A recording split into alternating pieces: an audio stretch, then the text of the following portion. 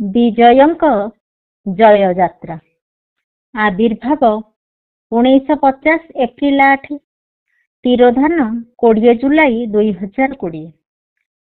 ସିନେ ଜଗତର ଉଜ୍ଜଳ ତାରକା, ନାୟକ, ଖଳନାୟକ, ହାସ୍ୟ ଅଭିନେତା, ସବୁଥିରେ ନିଖୁଣ ଅଭିନୟ। ପିତା ଆଦିକନ୍ଧ ମହାନ୍ତି ଆଉ ମାତା ଶାନ୍ତିଲତା ମହାନ୍ତିଙ୍କ କୋଳମଣ୍ଡନ କରିଥିଲେ କେନ୍ଦ୍ରାପଡ଼ାର ପାଣ୍ଡୀ, ହେଲେ ବଡ଼ ହୋଇଥିଲେ ବାରିପଦାର ମାଟି ପାଣି ପବନରେ। ଶିକ୍ଷା ଦୀକ୍ଷା ନେବା ଭିତରେ ମନରେ ଉଙ୍କି ମାରିଲା କଳାକାରଟିଏ ହେବାର ସ୍ୱପ୍ନ। ସେ ନେଇ ପାଠ ପଢ଼ିଲେ ଦିଲ୍ଲୀର ନାଟ୍ୟ ବିଦ୍ୟାଳୟରେ। ଓଡ଼ିଆ ଛଡ଼ା ହିନ୍ଦୀ ଇଂରାଜୀ କିଛି ନ ଜାଣି ସହପାଠୀ ଥିଲେ ନାସିରୁଦ୍ଦିନ ଶାହା, ଓମ୍ ପୁରୀ ପରି କଳାକାର। ହେଲେ ମିଶି ପାରୁନଥିଲେ କାହା ସହ, ସଂକୁଚିତ ଭାବରେ ଚୁପଚାପ। କାରଣ ହେଲା ଦିଲ୍ଲୀ ଯିବା ଆଗରୁ ସେ କଟକ ସହର ବି ଦେଖିନଥିଲେ। ତା ଛଡ଼ା ଭାଷା, ସେ ନେଇ ଦିଲ୍ଲୀରେ 3 ବର୍ଷ କାଳ ରହଣି କାଳରେ ମଧ୍ୟ କିଛି ବି ଦେଖିନଥିଲେ। ଦିଲ୍ଲୀରେ ପାଠପଢ଼ା ତାଙ୍କ ପାଇଁ ଥିଲା 3 ବର୍ଷର ତପସ୍ୟା।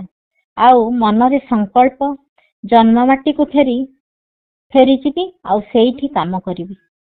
ସେଇ ମନୋଭାବ ନେଇ ବୋଧହୁଏ ଫେରିବା ଆଗରୁ ତାଙ୍କ ପାଇଁ ସଜଡ଼ା ହୋଇ ରହିଥିଲା ସବୁକିଛି। ପ୍ରଥମରୁ ଥିଏଟରରେ କାମ କରୁଥିଲେ। ଦିଲ୍ଲୀରୁ ଫେରି ପିତାଙ୍କ ସହଯୋଗ, ଟେଲିଗ୍ରାମ ପାଇଁ କଟକ ଯାତ୍ରା। ପ୍ରଥମେ ଚିଲିକା ତୀରରେ ସିନେମାରେ ଅଭିନୟ, ଅଭିନେତା, ଅଭିନୟ, ଶିକ୍ଷକତା ଜୀବନ ଜୀବିକା। ନାୟକ ହେଉ କି ଖଳନାୟକ, ସବୁ ଅଭିନୟ ତାଙ୍କ ପାଇଁ ଗୁରୁତ୍ୱପୂର୍ଣ୍ଣ। ତା ସହ ପାରିବାରିକ ଜୀବନରେ କଳା ଜଗତରୁ ତନ୍ଦ୍ରାରାୟଙ୍କୁ ଚୟନ, କନ୍ୟା ଜସ୍ମିନଙ୍କ ଆଗମନ, ସୁନାର ସଂସାର, ସୁଖୀ ପରିବାର।